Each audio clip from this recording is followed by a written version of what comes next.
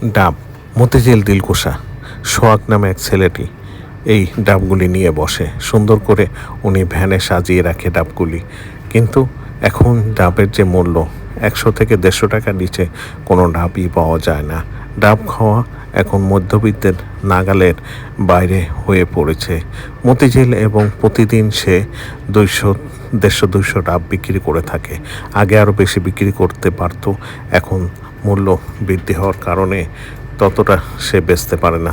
তারপরও তো মোটামুটি 100-150 ডাব সে প্রতিদিন বিক্রি করে থাকে এই দিলকুশা। দীর্ঘদিন যাবৎ সে এই জায়গাতেই ডাব বিক্রি করে আসছে, এবং তার এই ডাবের সাইজগুলো সে বড় বড় সাইজের ডাবগুলি এখানে নিয়ে আসে, এবং অধিক মূল্য সে নিয়ে থাকে, এবং অন্য দোকানগুলি থেকে তার ডাবগুলি সাইজও ভালো এবং দামও বেশি, এবং চাহিদাও কাস্টমারও আছে।